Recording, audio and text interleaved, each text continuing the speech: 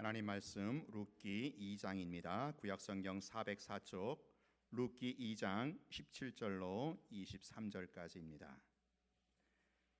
구약성경 404쪽 룻기 2장 17절로 23절까지 저희 여러분이 한 절씩 교독합니다. 룻이 밭에서 저녁까지 죽고 그 주운 것을 떠니 보리가 한 에바쯤 되는지라.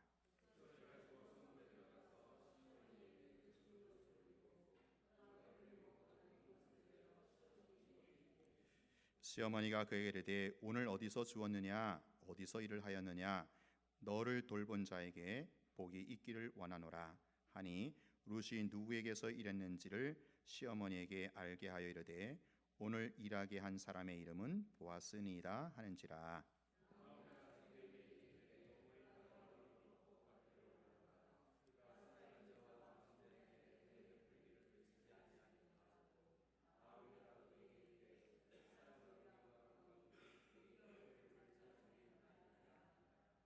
모압 여인 룻이 이르되 그가 내게 또 이르기를 내 추수를 다 마치기까지 너는 내 소년들에게 가까이 있으라 하더이다 하니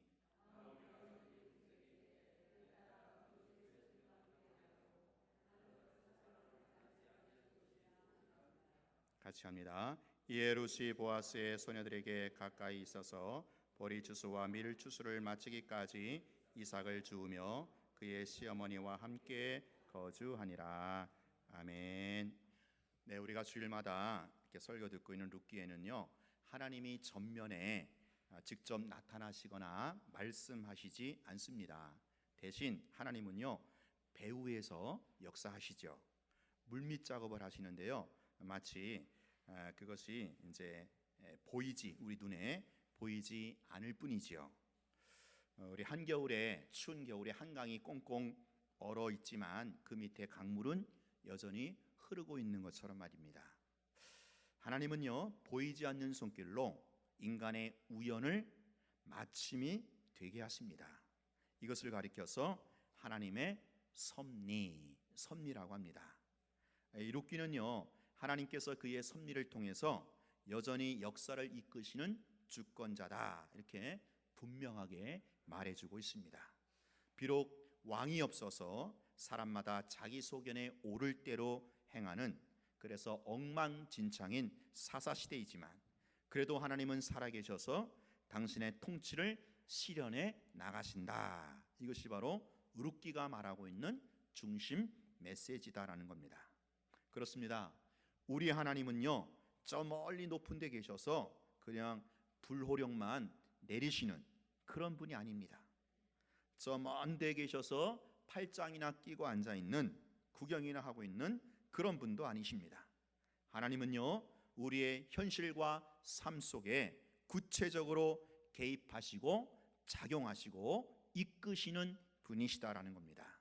이걸 룻기가 역설하고 있는데 사실 성경 전체가 증거하는 맥락이기도 합니다. 자, 근데 룻기는요 이 하나님의 주권을 신약의 서신서처럼 직설법으로 대놓고 말하지 않습니다. 이 신약의 편지들 서신서 보면은 하나님의 주권을 아주 대놓고 얘기하고 있거든요. 그러나 룻기는 그러지 않아요. 그냥 평범하게 우리가 어디에서나 볼 수 있고 흔히 일어나는 그 일상적인 삶 가운데서 하나님의 그 간섭이 하나님의 개입이 자연스럽게 미치고 있다 이것을 보여줍니다. 룻기에 서술된 대로 표현을 하자면 이 룻과 나오미, 보아스와 룻과 그 주변의 사람들 사이에서 일어나고 있는 그런 일상적인 삶의 어떤 장면, 어떤 사건, 어떤 현장 속에서 하나님의 손길이 움직이고 있다. 그런 식으로 그런 방식으로 이 룻기가 서술되어 있는 것입니다. 자, 그래서 이 룻기를 읽는 독자들로 하여금 이런 하나님의 섭리를 발견하는 그 기쁨과 감격으로 그 시원함으로 오늘 우리를 초대하고 있다라는 것이죠. 자, 밭에서 돌아온 룻은요 하루 종일 있었던 일을 시어머니 나오미에게 소상하게 이야기를 합니다. 보아스에게 받은 호의와 그 혜택을 다 털어놓죠. 룻이 보아스로부터 어떤 호의, 어떤 은혜를 받았는지, 어떤 대우를 받았는지 우리는 앞에서 이미 살펴보았지 않습니까? 보아스가 룻에게 그러잖아요. 당당하게 마음껏 이삭을 주어도 좋다. 그러니까 같은 식솔로 대우를 받은 겁니다. 룻이 거기서 곡식도 많이 얻었고요, 음식도 실컷 먹었을 뿐만 아니라 지금 집에 가지고 갈 만큼 그 주순 그 이삭이 굉장히 많이 한가득 넘쳤던 거예요. 그렇게 풍족히 얻어서 집으로 돌아온 룻은요, 자기가 얻어온 그 음식을 시어머니에게 드립니다. 시어머니도 가져온 음식을 아마 맛있게 기분 좋게 먹었을 겁니다. 룻은요, 자기가 주온 그 이삭이 얼마나 많은지 시어머니에게 보여줍니다. 나오미가 보기에도 그 양이 얼마나 많았던지, 이게 이삭을 주워온 건지 아니면 추수를 해온 건지 모를 정도로 그 양이 엄청난 양이었어요. 자, 우리 17절, 18절 다시 한번 읽어보겠습니다. 시작. 룻이 밭에서 저녁까지 줍고 그 주운 것을 떠니 보리가 한 에바쯤 되는지라 그것을 가지고 성읍에 들어가서 시어머니에게 그 주운 것을 보이고 그가 배불리 먹고 남긴 것을 내어 시어머니에게 드리매. 자, 여기 17절에 보면 한 에바가 나오죠. 이 한 에바가 어느 정도냐? 보통 성인 2명이 몇 주 동안 배불리 먹을 수 있는 그런 양이라고 합니다. 자, 그러니까 이 나오미가 보기에도 이건요, 이렇게 참 엄청나게 많은 양은요, 이건 밭의 주인이 뭔가 각별한 호의와 은혜를 베풀기 전에는 일어날 수 없는 일이기에 그것을 보자마자 나오미가 뭐래요? 야, 룻아, 오늘은 이거 어디서 주웠냐?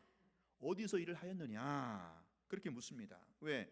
너무 많으니까 이게 뭔가 싶은 거죠.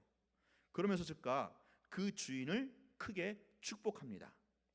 누군가가 너를 잘 돌보아서 생긴 일이 틀림없구나. 너를 돌본 자에게 복이 있기를 원한다. 그렇게 지금 시어머니 나오미가 말을 해요. 자, 우리 2장 19절 우리 A 앞부분 봅시다. 시작. 시어머니가 그에게 이르되 오늘 어디서 주었느냐? 어디서 일을 하였느냐? 너를 돌본 자에게 복이 있기를 원하노라. 자, 그러자 룻이 대답을 하죠. 오늘 일하게 한 사람의 이름은 누구라고요? 보아스다. 그렇게 말을 해요. 자, 그 말을 듣자마자 나오미의 태도가 사실은 굉장히 변합니다. 급변합니다. 나오미가 그랬잖아요. 누군지 모르지만 너를 돌본 사람에게 복이 있기를 원한다. 그렇게 말했던 나오미가 지금 룻에게 호의를 베푼 그 밭의 주인이 보아스다라는 사실을 듣고는 그가 보아스였니? 그래? 그 사람 보아스가 여호와께로부터 복 받기를 원한다. 그러면서 또다시 축복을 합니다. 자, 2장 20절 우리 찾아서 한번 읽어볼게요. 2장 20절 중요한 구절입니다. 시작. 나오미가 자기 며느리에게 이르되 그가 여호와께로부터 복 받기를 원하노라. 그가 살아있는 자와 죽은 자에게 은혜 베푸기를 그치지 아니하도다 하고 나오미가 또 그에게 이르되 그 사람은 우리와 가까우니 우리 기업을 물을 자 중에 하나이다 하니라. 자, 나오미는요 룻과 이야기를 하면서 깜짝 놀라게 되는 거예요. 왜냐? 지금 룻에게 호의를 베푼 사람이 다름 아닌 보아스라는 사실을 알았기 때문에 그렇죠. 여러분, 우리가 이제 어떤 사람하고 이제 누구에 대해서 얘기를 하고 있는데 그 사람이 얘기하는 그 어떤 사람이 내가 알고 있던 그 사람이에요. 나중에 알고 보니까, 얘기하다 보니까 그럴 때 얼마나 신기하고 얼마나 놀랍니까? 지금 이 나오미와 룻의 대화가 그런 상황이라는 거죠. 여기서 이 룻과 나오미의 이 이야기 전개 과정이 참 흥미롭게 이렇게 펼쳐집니다. 자, 룻은요 자기가 어느 밭에서 일했는지 이건 분명히 알고 있어요. 그런데 그 밭의 주인이 도대체 어떤 사람인가에 대해서는 알아요, 몰라요? 몰라. 그냥 이름만 알아요. 이름만 알지 그 사람이 어떤 사람이냐에 대해서는 전혀 모르는 겁니다. 반면에 나오미는 또 어때요? 룻이 어느 밭에서 일했는지 그건 몰라요. 그런데 보아스가 어떤 사람인지에 대해서는 아주 확실하게 알고 있는 입장이 나오미의 입장이라는 거죠. 자, 그러니까 룻은요 밭과 자기가 일한 밭과 관계를 맺고 있고요, 나오미는요 그 밭의 주인인 보아스를 잘 알고 있는 거예요. 자, 그러니까 지금 서로가 이 룻과 나오미가 서로가 반쪽만 알고 있는 거예요. 그런데 지금 룻이 털어놓는 그 이야기를 가만히 들어보니까, 이야기를 하다 보니까 이제 이 두 사람의 여인이 각각 알고 있던 이 반쪽이 하나로 딱 합쳐져서 하나의 완성된 그림을 보게 된다라는 거죠. 자, 룻이 나는 오늘 누군가의 밭에서 의삭을 줍는데 거기서 많은 혜택을 받았다. 그가 누구인지 잘 모르는데 하여간에 사람들이 그 사람을 가리켜 보아스라고 하더군요. 그렇게 한 겁니다. 이때 나오미가 뭐라 그래요? 네가 어느 밭에서 일했는가 했더니 그게 보아스의 밭이란 말이더냐. 나는 보아스가 누구인지 잘 알고 있지. 보아스는 우리 친족이야. 우리 친족으로서 우리 기업을 물을 자 중에 한 사람이 바로 보아스야. 그렇게 얘기를 하는 거예요. 그래갖고 이 나오미와 이 룻의 이야기를 통해서 지금 하나로 딱 통합이 되는 겁니다. 자, 여러분, 지금 나오미가 알고 있는 보아스가 어떤 사람이에요? 보아스는 나오미의 친족이에요. 나오미의 혈족 가운데 한 사람인데 그 사람은 우리 법대로 하면 우리 기업을 물을 사람 중에 한 사람이다라는 거죠. 자, 여기 중요한 표현이 나옵니다. 단어가 나오죠. 기업을 물을 자. 이 기업 물을 자가 이룩기를 또 이렇게 끌고 가는 하나의 열쇠가 되는 키워드입니다. 자, 이 기업을 물을 자를 가리켜 히브리어로 뭐라고 하느냐? 따라해 보세요. 고엘. 고엘이라고 합니다. 고엘. 자, 여러분, 보아스가 이 룻기에서 맨 처음에 등장할 때가 언제예요? 2장 1절에 거기 처음에 등장할 때 이 보아스는 유력한 자다 그렇게 불려졌잖아요. 그런데 여기 이 본문에서 보아스는요 기업 물을 자 고엘로 불려지고 있다라는 거예요. 그 사회의 유력한 자가 알고 보니 다름 아닌 고엘이었다. 이런 사실이 지금 나오미와 룻의 대화를 통해서 이게 밝혀지는 거예요. 이게 하나의 완성된 그림으로 드러나는 겁니다. 여러분, 고엘이란 뭐냐? 고엘은요 자기 가족이나 그 친척의 땅을 대신 구입해줄 책임이나 권리를 가진 남자 친척을 가리켜서 고엘이다라는 고엘. 그래서 이 고엘 제도는요 레위기 25장에 보면 자세히 나오는데요, 이 고엘 제도는요 당시 이스라엘의 그 독특한 전통과 관련이 있는 그런 제도예요. 자, 원래 이스라엘의 땅은 가나안 땅을 들어가서 그 땅을 분배받았잖아요. 정복하고. 이 땅은요 하나님이 주신 것으로서 다른 지파나 이방 민족에게 양도할 수 없어요. 팔 수가 없습니다. 여호수아가 땅을 정복하고 분배해서 지파별로 나눠줬잖아요. 그런데 너무 가난하고 너무 경제적으로 어려운 사정이 있어서 어쩔 수 없이 그 분배받은 땅을 팔게 되는 경우가 있어요. 너무 가난해서. 자, 이때 가까운 혈통 중에서 그 중에 능력 있는 친족이 그 잃어버린 땅을 다시 되찾아서 원래 하나님이 주셨던 그 땅이 가족 외의 다른 지파, 다른 사람에게 팔리는 것을 막는, 그렇죠? 그런 제도다라는 거예요. 아주 굉장히 고차원적인 사회 보장 제도입니다. 자, 근데 보아스가 바로 그런 사람이라는 거예요. 나오미의 죽은 남편 엘리멜렉의 친족이고 또 기업 물을 책임이 있는 고엘 가운데 한 사람이 바로 보아스라는 거죠. 보아스. 알고 보니까 이게 나오미와 룻의 대화를 통해서 이게 지금 밝혀지고 하나로 통합이 되는 겁니다. 아무튼 나오미가 지금 자기 며느리 룻을 딱 앉혀놓고 이제 보아스에 대해서 얘기하잖아요. 보아스가 어떤 사람인지, 네가 만난 보아스가 어떤 사람인지에 대해서 얘기를 하면서 지금 나오미가 무슨 생각을 하고 있는지, 나오미의 마음속에 어떤 그림을 그리고 있는지, 어떤 계획을 지금 나오미가 떠올리고 있는지 우리는요 이걸 천천히 읽어보면 뭐요? 감을 잡을 수가 있어요. 감을 잡을 수가 있습니다. 나오미는요 이 보아스와 룻 사이에 이루어진 이 뜻밖의 만남과 지금까지 진행되어지는 일을 보면서, 그리고 그 얘기를 룻을 통해서 들으면서, 아하, 이건 하나님의 섭리구나, 하나님의 섭리를 감지하고 있는 겁니다. 이건 뭔가 하나님이 간섭하시는 손길이야, 이렇게 나오미가 봤다라는 거죠. 보아스와 룻의 만남에는 우연이 아니라 바로 룻의 인생과, 자기 며느리 룻의 인생과 나오미 자신의 그 가문에 대한 보이지 않는 하나님의 돕는 손길이 지금 작용하고 있다, 이것을 바로 나오미가 깨닫게 된 거예요. 이걸 감지하게 된 겁니다. 말하자면 삶의 현장에서 일어나고 있는 일들에 대한 영적인 감각, 영적인 촉이 살아난 것입니다.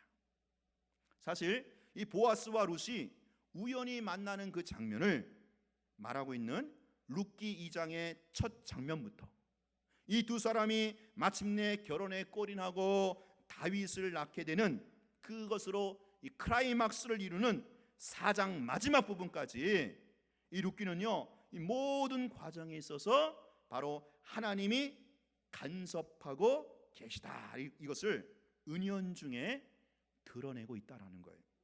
자, 그래서 이 룻기를 읽는 독자들로 하여금 그 하나님의 손길, 그 하나님의 섭리에 의해서 일이 지금 진행되고 있다라는 것을 좀 너희들이, 독자들이 알아채라, 그렇게 사실 신호를 계속 보내고 있는 겁니다.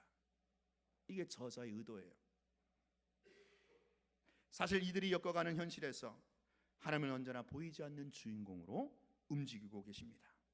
실제로 이 보아스와 룻이 마침내 결혼하고 아들을 갖게 되는 이 장면에서 동네 여인들이 다 모여가지고 이 룻에게 하는 말이 있어요. 그게 뭐냐? 하나님이 기업 물을 자가 있게 하셨다, 이 말 한마디를 합니다. 자, 4장 14절 한번 읽어보세요. 시작. 찬송할지로다 여호와께서 오늘 내게 기업 물을 자가 없게 하지 아니하셨도다. 이 아이의 이름이 이스라엘 중에 유명하게 되기를 원하노라. 룻기 저자도요 이 룻이 보아스와 결혼해서 아이를 갖게 되었다라는 사실을 이렇게 진술하고 있어요. 4장 13절에 보면 여호와께서 그에게 임신하게 함으로 그가 아들을 낳았다. 하나님이 임신하게 하셨다라는 거예요. 이렇게 딱 못을 박음으로써 이 사건이 처음부터 하나님의 섭리에 의해서 지금 착착착 진행되고 있음을 이걸 강조하고 있다라는 거죠. 사랑하는 우리 성도 여러분, 하나님의 섭리를 인정하는 그 믿음과 우리 현실에서 그 하나님의 손길, 하나님의 섭리를 감지하는 그 영적 예민함이, 그 영적 민감함이 오늘 우리가 신앙생활하는 데 있어서 너무나도 중요한 영성이다라는 거예요. 너무나도 중요한 영적 촉입니다. 여러분, 그 영적 감각이 살아있어야, 그 영적 촉이 살아있어야 우리의 신앙생활이 재미가 있고요, 행복하고 신바람이 나는 거예요. 저 요즘에 한 2, 3일에 한 번씩 저 북한산 자락길에 이제 한 1시간 정도 이렇게 걷습니다. 걷는데 참 지루하잖아요, 걷는데. 근데 지루하는데 그때 제가 이제 생각을 바꿨어요. 참 그 산들 또 나무들 보면서 그 하나님의 창조를 계속 생각해요. 하나님이 이거 만드셨구나. 그 창조를 생각하면서 이제 그 하나님을 의식하죠. 하나님을 의식하고 하나님의 창조를 묵상하고 그러다 보니까 물론 이제 이렇게 좀 걸어서 건강이 좋은 것도 있지만 막 제 안에 영적인 세포가 막 살아나는 것 같아요. 영적인 세포가 막 파릇파릇 이게 막 살아나가지고 막 이렇게 실감을 하겠더라고요. 하나님이 살아계시고 하나님이 참 이렇게 저를 붙들고 계시고 여전히 말씀하고 있다라는 것. 이제 영적인 감각, 영적인 촉이죠. 지금 나오미가 저 룻과 대화하면서 그 영적인 감각, 영적인 촉이 살아나고 있는 거예요. 나오미는요, 룻의 말을 듣자마자, 야, 오늘 밭에서 그런 일이 있었다고? 근데 내게 호의를 베푼 사람이 보아스라고? 그 사람은 우리 친척이야. 그 사람은 고엘의 의무가 있는 사람이잖아. 이건 예산 일이 아니야. 분명히 하나님의 손길이 지금 움직이고 있는 거야. 그렇게 생각한 것이 분명하다라는 거죠. 자, 그래서 2장 20절에 보면 즉각 자기 며느리를 단속해요. 어떻게 단속하나 보세요. 2장 22절 시작. 나오미가 며느리 룻에게 이르되 내 딸아 너는 그의 소녀들과 함께 나가고 다른 밭에서 사람을 만나지 아니하는 것이 좋으니라 하는지라. 이 말은요, 이제 앞서 21절에 보면 보아스가 룻에게 한 말을 룻이 나오미에게 전달했을 때 그 이야기를 듣고 나오미가 한 말이 이 말이에요. 자, 나오미는요, 보아스가 룻에게 했다는 그 말을 들으면서 지금 그 유력한 자, 우리의 친족이고 고엘인 그 보아스가 지금 룻에 대해서 무슨 생각을 품고 있는지 이거를 알아채는 거예요. 민감하게 알아채는 거죠. 보아스가 우리 며느리를 자기 식구처럼 생각하고 있구나.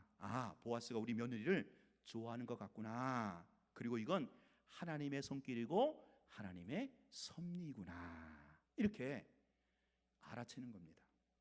자, 그래서 보아스가 룻에게 한 말대로 룻 그대로 따라 그대로 행해. 그렇게 지시합니다. 그리고 나서 나오미는요, 보아스가 한 말에서 더 나아가 룻에게 너 절대로 다른 밭으로 가서 다른 사람은 만나지도 말라. 그렇게 자신의 말을 첨가하면서까지 룻에게 너는 보아스에게만 꽉 붙어 있어라. 그렇게 자기 며느리를 단속하는 거예요.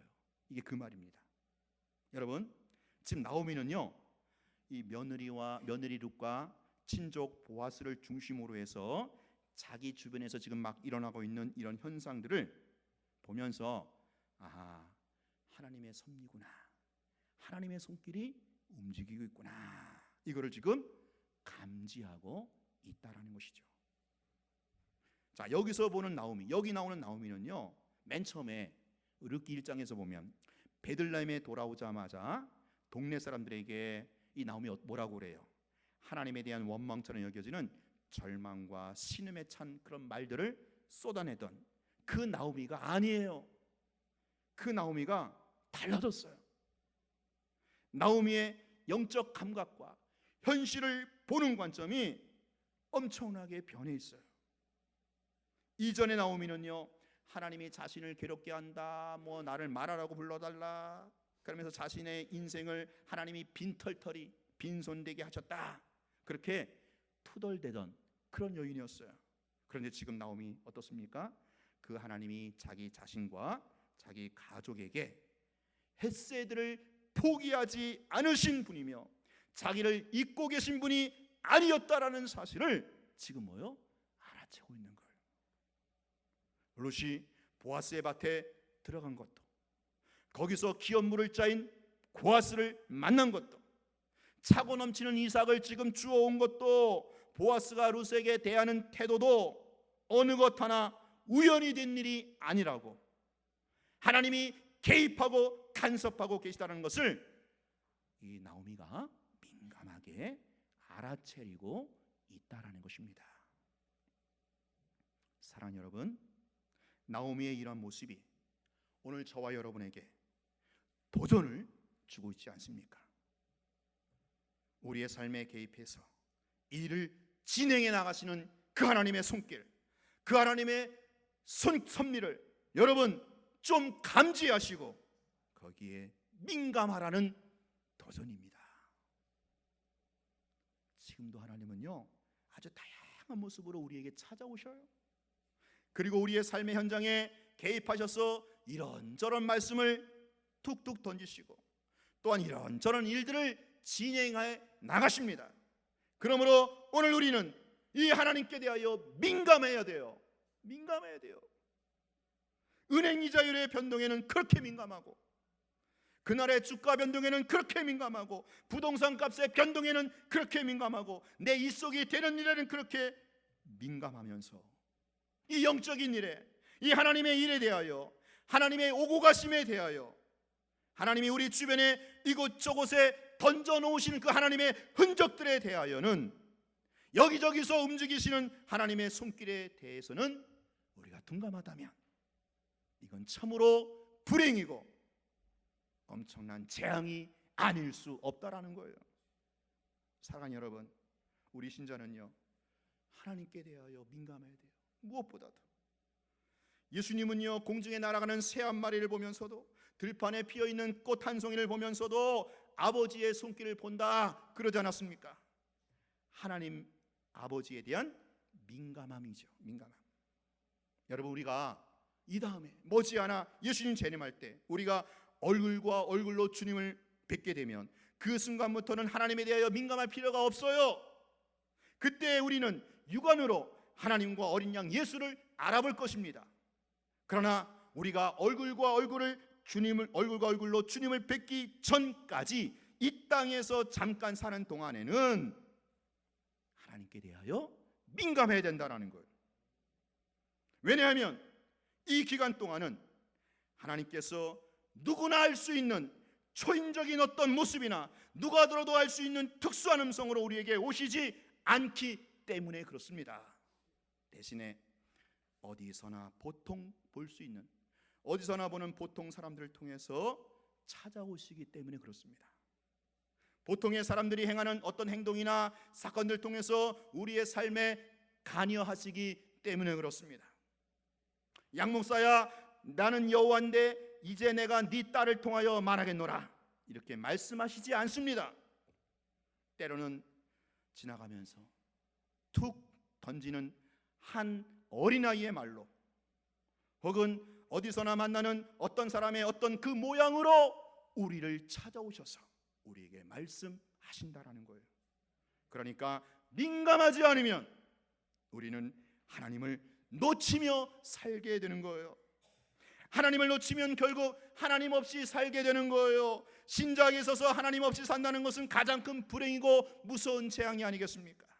사랑하는 여러분, 하나님께 대한 촉각, 영적 촉각을 예민하게 곤두세우시고 그 하나님께 민감하게 살아가는 여러분 되시기를 축원합니다. 그러면 이런 민감함이 어디에서 올까요? 하나님의 섭리를 어떻게 감지할 수 있겠어요? 눈치가 빠르면 될까요? 이건 눈치의 문제가 아니에요. 특별한 은사를 받아야만 될까요? 이건 은사의 문제가 아니에요. 하나님은 특별한 은사를 가진 몇몇 사람이 아니라 예수 그리스도를 구주로 고백하고 구원받아 하나님의 자녀로 살아가는 이 땅의 모든 신자들이 바로 하나님께 대하여 민감하게 살아가기를 원하시는 겁니다. 그러니까 이건요, 은사 문제가 아니에요. 눈치 문제가 아니에요. 그렇다면 어떻게 해야 이 하나님의 섭리를 우리가 감지하면서 하나님께 민감하게 살아갈 수 있을까요? 간단합니다. 간단해요. 평소에 하나님과 친하게 지내는 거예요. 하나님과 친하게 지내야 말 한마디만 들어도 금방 그게 하나님인 줄 알아볼 것이 아니겠어요?